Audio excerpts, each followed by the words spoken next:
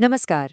आज हम बिहार के एक ऐसे जिले की बात करने वाले हैं जो कागज पर तो सिर्फ 2 दशक पुराना है, लेकिन जिसकी जमीन अपने अंदर हजारों साल का इतिहास समेटे हुए है। तो चलिए अरवल की इस अनोखी पहेली को सुलझाते हैं। तो सवाल यही उठता है ना कि एक जिला जो अभी अभी बना है वो अपने अंदर कितना पुराना कितना गहरा इतिहास समेट सकता है। और बस यहीं पर अरवल की कहानी बहुत दिलचस्प हो जाती है।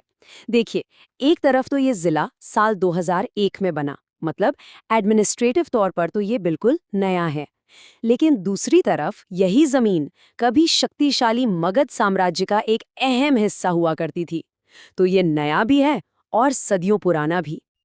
तो इस सफर में हम 5 पड़ावों से गुजरेंगे। पहले हम अरवल के नाम के पीछे की कहानी जानेंगे, फिर सोन नदी से सींची गई इसकी जमीन को समझेंगे।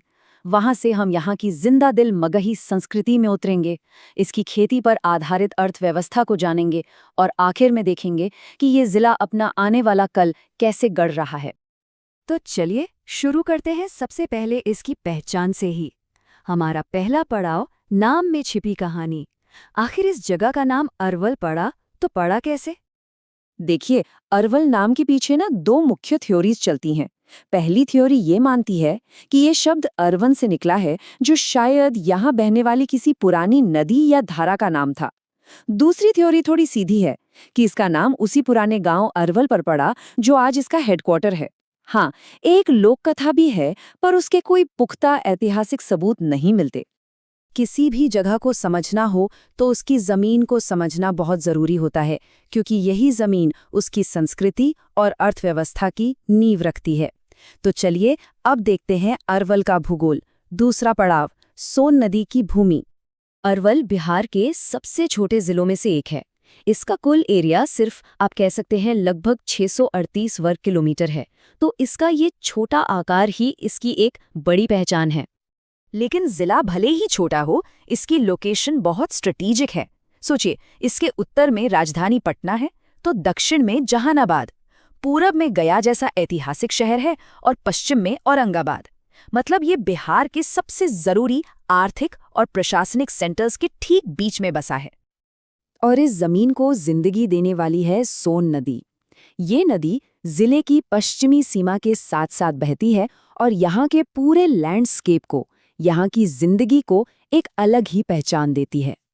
यहाँ की जमीन की बात करें तो ये ज्यादातर गंगा के समतल मैदानों का हिस्सा है। यहाँ जलोढ़ मिट्टी है जो बहुत ज्यादा उपजाऊ होती है, और ऊपर से उष्णकटिबंधीय मॉनसून जलवायु। ये कॉम्बिनेशन खेती के लिए एकदम परफेक्ट है। जमीन की बात हो गई, अब बात करते हैं यहाँ रहने वाले लोगों की, जो इस जिले की असली आत्मा है। हमारा तीसरा पड़ाव, मगही संस्कृति का केंद्र। यहाँ की आबादी में हिंदू समुदाय बहुसंख्यक है और मुस्लिम समुदाय की भी एक अच्छी खासी मौजूदगी है। लेकिन सबसे खास बात यह है कि यहाँ सामाजिक भाईचारे की, मिलजुल कर रहने की एक बहुत शानदार और पुरानी परंपरा रही है। अरवल को मगही संस्कृति का एक मजबूत गढ़ माना जाता है। यहाँ की हवा में आपको मगही बोली की मिठास मिलेगी और लोक परंपराएं तो आज भी जिंदा है। सोहर, कजरी, झूमर और बिरहा, ये लोकगीत यहाँ के तीज त्योहारों और आम जिंदगी की जान है। यही इसकी असली सांस्कृतिक पहचान है। अच्छा, अब देखते हैं कि अरवल के लोगों की रोजी रोटी कैसे चलती है। चौथा पड़ाव, एक कृषि प्रधान अर्थव्यवस्था। ये एक आंकड़ा अपने आप में पूरी कहानी कह देता है। सोचिए, यहाँ की लगभग 80% आबादी अपनी आजीविका के लिए सीधे सीधे खेती पर निर्भर है। तो सवाल ये है कि इस उपजाऊ जमीन पर आखिर उगता क्या क्या है। खैर, 3 फसलें हैं जो यहाँ की अर्थव्यवस्था की रीढ़ की हड्डी हैं: धान, गेहूं और मकई। लेकिन बात सिर्फ इन 3 फसलों पर ही खत्म नहीं होती। आलू, प्याज और टमाटर जैसी सब्जियों का भी यहाँ अच्छा उत्पादन होता है। इसके अलावा खेती से जुड़े छोटे मोटे उद्योग जैसे चावल मिल और ईंट के भट्टे भी अर्थव्यवस्था का एक अहम हिस्सा हैं। और याद है, हमने इसकी लोकेशन की बात की थी, वो यहाँ बहुत काम आती है। पटना और गया जैसे बड़े शहरों के पास होने का सीधा फायदा यहाँ के किसानों को मिलता है। उन्हें अपनी उपज बेचने के लिए एक बड़ा और तैयार बाजार मिल जाता है। और अब हम आ गए हैं अपने आखिरी पड़ाव पर, एक नया भविष्य गणना। चलिए अरवल के अतीत से लेकर इसके भविष्य की संभावनाओं तक के सफर को एक नज़र में देखते हैं। अरवल का सफर वाकई बहुत लंबा और उतार चढ़ाव वाला रहा है। प्राचीन काल में ये मगध साम्राज्य का हिस्सा था, तो मध्यकाल में पटना से गया जाने वाले अहम रास्ते पर एक पड़ाव बना।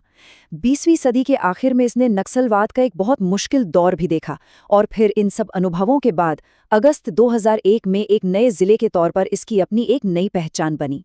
अरवल की कहानी असल में एक प्रगति की कहानी है। एक तरफ जहां अतीत में नक्सलवाद का साया और पिछड़ापन था, वहीं आज यहां सुरक्षा का माहौल बेहतर हो रहा है और विकास के नए दरवाजे भी खुल रहे हैं। हाँ, लेकिन भविष्य की राह चुनौतियों से खाली नहीं है। अभी भी बहुत काम बाकी है।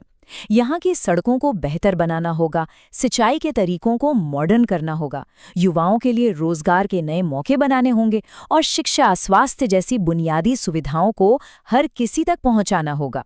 यही वो प्राथमिकताएं हैं जो अरवल का भविष्य तय करेंगी। तो अपनी हजारों साल पुरानी जड़ों और आज की नई चुनौतियों के बीच ये युवा जिला अपनी कहानी का अगला अध्याय कैसे लिखेगा? इसका जवाब तो खैर आने वाला वक्त ही देगा। हमारे साथ बने रहने के लिए चैनल को सब्सक्राइब करना ना भूलें। अब अगले विश्लेषण में मिलते हैं।